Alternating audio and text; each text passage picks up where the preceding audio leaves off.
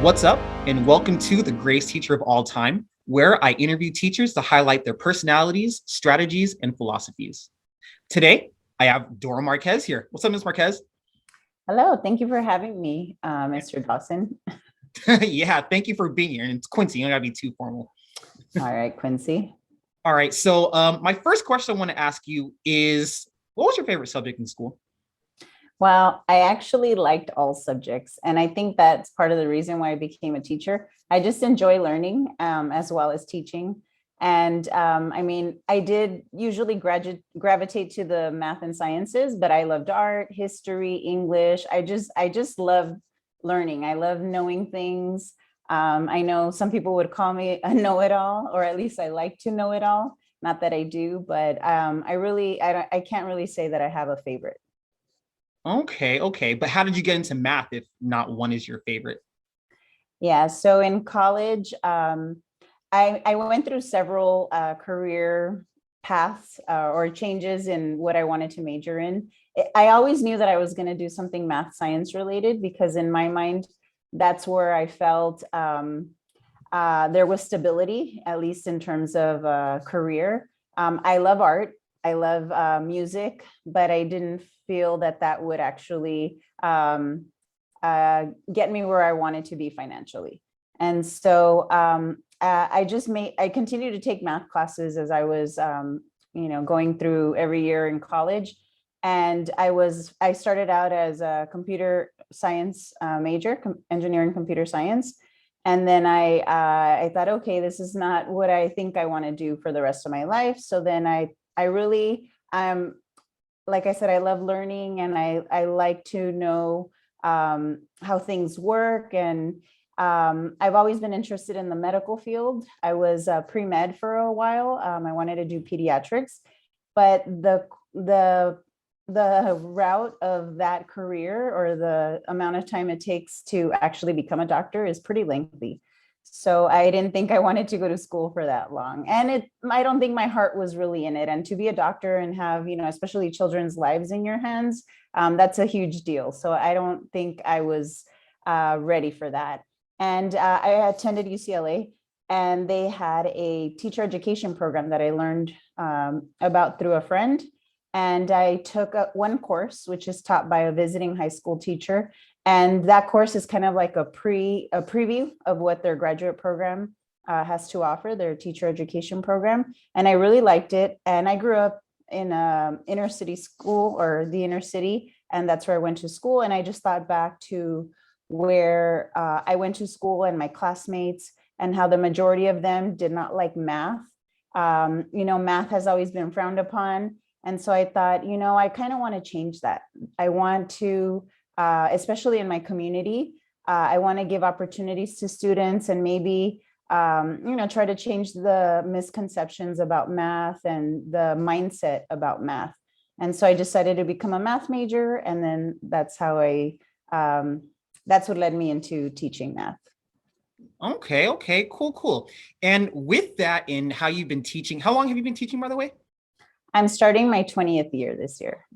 20th year. So yeah, this is perfect. So I actually want to direct you to an Instagram post that I saw from someone called Fixing Education.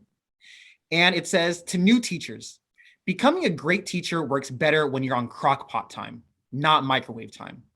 It takes experimentation, learning from mistakes, perseverance, and patience to become a master teacher who makes it look effortless. So again, teaching for 20 years, would you say you're on crockpot time or microwave time? Oh, definitely crock pot time. I've taught algebra one for, I don't know, I want to say, I think almost every year that I've been teaching. I was out of the classroom for about 6 years, but I've taught algebra one for at least half of my time in education. And I don't think every year is a different year. I don't think I've used the exact same materials or used the same strategies. So it's like I'm always trying to figure out what works best with the group of students that I'm working with. And so I feel like as an educator, I'm never going to reach the point where I feel like I can just sit back and, because I've accumulated all this this knowledge, and I've added all these strategies and practices to my toolkit. I feel like as a teacher, we have to continuously evolve because our students are also evolving as learners, especially with technology, the improvements to technology and what they have access to. So definitely, it's been a slow process. I mean, 20 years have actually flown by, but I feel I'm always learning as a teacher and trying to grow. Yeah, and that's great. And that's great because at least when I worked with you those couple years, you made it look easy, right? Like always seeing you in the hallway, just like how you carry yourself and everything, you make it look easy. But if we're talking about things being on crock pot time and not microwave time, and like this took a while, right? So with that, what are some of the growth areas that you still see that you can improve on as a teacher? Yeah, definitely. I think really trying to engage the students so that, I mean, I try to create activities where it's more student-centered and students are engaging in conversations where they're interacting with the learning and trying to discover concepts. That's something that I'm still trying to work on. And I don't want to use the word perfect because it's never, I don't think it's ever going to get there.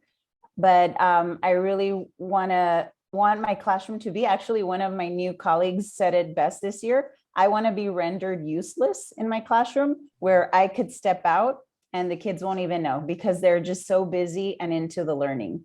So I think that's one thing that I'm working on. Also my time management. I know I plan, maybe I'm a little ambitious too when I plan what we're doing for the day and for the week. I think sometimes it's hard for me to stick to that plan because maybe we get engaged in a conversation and it just takes a little bit longer than what we needed, and we don't get to the rest of the items on the agenda. So I would say those are two things that I really need to work on. Yeah, and I get that. I get that. But one thing you were saying before is that you want to be rendered useless in the classroom. And I feel like compared to when I was in school to compared to how I am teaching now, things are just really different in terms of how education is. Like, I don't remember doing as many hands-on projects and activities and stuff when I was in school, right? It was usually just the teacher teaching at me, right? Like, I don't even remember any labs I did or anything in school. So for newer schools or people who teach like you, your schools are pretty different, right? Like you have whole engineering labs, right? Can you maybe tell me about that and maybe like how education has changed since you've been in the game? Definitely. I agree with you. When I was in school, it was all teacher centered where, you were given information and your best bet was that you were good at memorizing it and just, regurgitating it. Fortunately, despite what I received in high school, and no disrespect to my teachers, I had great teachers, but that was the teaching style at the time. And so, through research, and I feel my teacher education program really prepared me to steer away from that style of teaching in really and take the constructivist approach, which is what we try to do at our school, where students take ownership of their learning and they construct their own learning, and they're the center of what's going on as opposed to them looking to the teacher. There is a bit of a struggle I find sometimes because when students come to us, they are used to this, other method of learning where they receive all the information. So sometimes they feel they're not getting the support that they need, but it takes time in the beginning. Like right now I'm experiencing that where students are not really comfortable with working on explorations and doing hands-on things. They prefer to take notes and, have me direct them where to go in their learning. Which I mean, I'm guiding them, but at the same time, I want them to be doing the thinking, not me. And so, but by the end of the year, I usually find that they prefer what we did in the classroom to what they were doing before. And in terms of the school that I'm at, it is very much like that. We are very project-based. We do have a new engineering lab actually across the street from our campus. And I think that we're hoping to attract more students. We do have some students that really enjoy the hands-on activities. But yeah, we're hoping to grow our program, and I hope that that's what attracts them to our program. Yeah, and that's great, and that's great. And back to what you were saying before about just different or older teachers having different styles of teaching their classes. I want to direct you to this other post I saw. So this is someone named Britt Ryan shared a post from someone named Dr. Christopher J. Childs, and they said no child deserves a 0 on a 100-point grading scale. Every day, as educators, we make decisions to uphold an inequitable education system or dismantle an inequitable education system. So, with that and this whole new style of teaching, right? Like you said in the beginning, students like it the old way, but then you like get them towards the newer way. How do you feel about this? I want to say old school style way of giving zeros. Right. So for the last 4 years, I believe, at our school, we've slowly been implementing mastery-based grade learning and grading, where that scale is not so much. You're right. It's not equitable because if you look at what's considered a passing grade versus what's failing, the majority of the scale is failing or a not acceptable grade, an unsatisfactory grade. So we're moving more towards mastery-based grading, where it's based more on what students understand. And the 0 is technically frowned upon, because if a student at least tries, or there's some kind of thinking there, they shouldn't be earning a 0. And so the scale is a lot more equitable, where it's divided up into fourths. We use the 4-point scale at our school. So yeah, I definitely feel that is a little antiquated, and I think we need to reconsider how we grade our students, because I mean, you have students who they might not complete all the work, but there's some learning that took place there. So, and then there also needs to be like multiple opportunities and multiple ways of assessing them. So that way, not every student feels comfortable taking a test. So maybe projects would be another way to evaluate if they've learned these concepts. But what about the argument that the student learned 10% of the material? Isn't that a 10% or a 10 out of 100? Yes, but again, I think we need to reconsider how we, divide up that scale. I mean, if it is 10%, but if you look at it more on a 4-point scale, then that would actually be 25%. So, and it's not necessarily that they learned, because I mean, several things go into a grade. I know, it's also about, work habits and mastery. But although in mastery, we try to base it more on student learning than those compliance things that we usually give students points for. But again, if like a student got a 1 out of 4 in my class, then there's some learning going on there, and that would be 25%. So we kind of shift the scale so that in reality, if there's at least some thinking going on there, they really won't get a 0. Yeah, and it's just part of those different changes in education that we've been seeing. And I can also see in so one other change I want to talk about in education is that a lot of teachers are leaving the classroom, right? They don't want to be in the regular classroom setting anymore for a number of different reasons.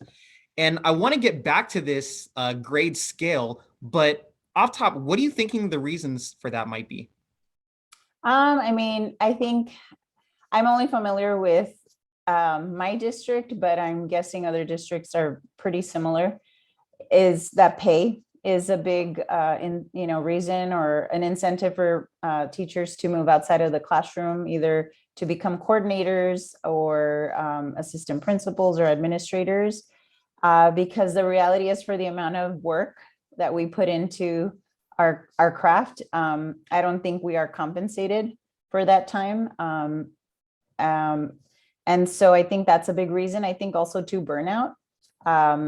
Teachers are working really hard because, as I mentioned before, to be rendered useless, more of the work is behind the scenes, like the planning. It's outside of the classroom. And so when you're dedicating, I mean, you teach a full day and then you still have to go home and plan the lessons for all your classes for the following day. That takes hours. And so it does. I mean, I find myself, especially just starting the school year, I come home exhausted and I still have to do work.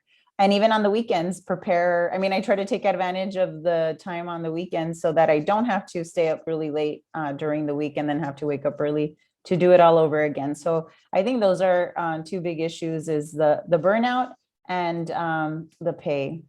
Yeah, yeah. When you said coming home from work exhausted and still having to do more, that feeling is too relatable. Like I know exactly what that is. But another part of me, so I agree with you in that those are two of the main reasons that teachers are leaving. But what about teachers adapting to like the new style of learning and the new style of education? Whereas more hands-on activity they're probably not used to, whereas they have to change their whole mindset or philosophy around grades that they're not used to. How do you think that contributes to teachers leaving the classroom? Yeah, I think I mean, I'm fortunate that at the school that I'm at, a lot of the teachers are very open-minded and progressive, and they're willing to grow. And so I haven't encountered, but I have worked at two other schools that were larger than the faculty that I'm currently working with. And I had seen resistance in the past to certain, new professional development or new strategies, because especially if they had already been teaching for, more than 20 years, they're used to doing things the way that they've always done and the way that they were taught to do. Yeah, I think that could be part of the reason why teachers are leaving. And I think maybe if the teacher has already been with a district or in education for more than 20 years, maybe they'll try to, stick it out until they retire. I don't know, but I think younger teachers, I think maybe because the teacher education programs that they're coming out of are now teaching these new methods, that maybe I think they'd be less likely to leave than, someone been doing who's been in education for a while. Yeah, yeah. And also they're teaching the new styles, right? Like Yes. I wouldn't be surprised if a teacher education program right now has how to teach a Zoom lesson. Like, because that would be super useful in the future. Right. And now I want to get to, or how was your experience teaching on Zoom? Were you teaching on Zoom at? Yes, I was full Zoom. I didn't do hybrid. Um, and even when we returned physically the last 2 months of the last semester, I was still on Zoom, even though I physically had students in my class. I mean, I'm going to be honest with you, it was a huge adjustment at first.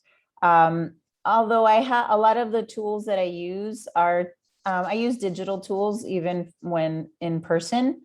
But I think what I struggled with is engagement, student engagement, trying to get students to participate, trying to make lessons interactive, even though it was digitally. And I think what frustrated me most is seeing the frustration or hearing the frustration of students or the lack of participation. But little by little, I figured out what worked, and I actually asked students for input. What do you guys like? What have other teachers done that feel is working and helping you learn? And I mean, we were able to finish the year, and I'm grateful for that. And now we're back in person, so it's definitely very different, but it is doable. Yeah, I think that's great. And I actually liked teaching online because I feel like it challenged me to find different ways to teach, which is something that I was like itching for even before the pandemic happened. Like I wanted to find new innovative ways to do this stuff. And the pandemic kind of helped me. Yeah. Yeah. Yeah, there were a lot of tools that I mean, I learned a lot of new digital tools that I'm still using now, even though we're in person. Yeah. And that's great. Like those transferable tools you can use for everything. Right.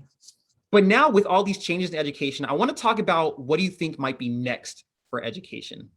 Like, for example, in Georgia public schools, where I'm at right now, you're in California, by the way, but they have this new asynchronous education that students can sign up for, and it's all computer driven. And um, when the public school started, it was like 3 weeks into the school year, over 400 students in the district signed up over the weekend for asynchronous. So do you think something like that will last? And like, what are your other thoughts on the future of education? Is it all in a classroom? Is it all online? Both? Well, I think just like in the private sector, like in industry, they realize that a lot of jobs could be done without having to physically be in an office. I think same with education. That's a possibility where students can learn online without having to step into a classroom physically. However, I do believe, and I witnessed it with my students, there were some students who just thrived, who otherwise, when in person, would be reluctant to participate or complete assignments.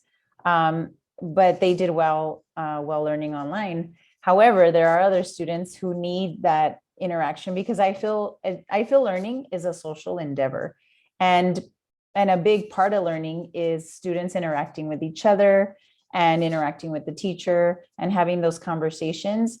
And that's where I saw the struggle, is trying to do that online. I mean, like I said, it's possible to do that, but I think not all groups or not all students would necessarily, thrive in that environment. Yeah, yeah, it's different for everyone. And I feel like we need the different types of learning environments. Like we already have like the small class settings, the large class settings, the hands-on class settings, but like we need a new differentiated form for those types of students too. Yes, correct. Yeah, that's great. But yeah, with all of this and your thoughts on how education has changed, the future of education, I want to know, why are you still teaching today? That's a good question. I'm going to be honest. There have been many times where I consider like, okay, what else could I do with my life? Because I am tired, and I don't think I have the energy that I used to when I was 22. But I think I'm still here because there's still a lot of work to be done. Especially, I work in the community that I grew up in, the community where I went to school. And I like the work that we do at our school. And I think even though like I feel tired, but every year, every day that I come to work, I do find a reason, and my students are that reason. And just trying to give them the opportunities that maybe they won't have at other schools. We really try to prepare our students for their future careers, for college, and we need more of that. So I think that's what keeps me going. And like I said, I love learning and I love teaching. So I think every year I try to learn something new, and try to continue and improve my practice, and try to hopefully have an impact on the students in our community. Wow, thank you. This was great, Ms. Marquez. Thank you for sharing all your insights on education, the future of it. I can really tell you're down with the mission. Yeah. Thank you for having me. I mean, I feel like having this conversation actually helps me reflect, because I mean, I try to reflect as much as I can on, why am I doing this? How am I going to address these issues? But yeah, I think this was a good opportunity to do that. Yeah, and this was great. And this is actually one of the reasons why I think you're one of the greatest teachers of all time. Oh, thank you. So thank you to everyone else for listening to The Greatest Teacher of All Time, where I interview different teachers of color from all over to highlight their philosophies, strategies, and personalities. And I'll hear from you next time.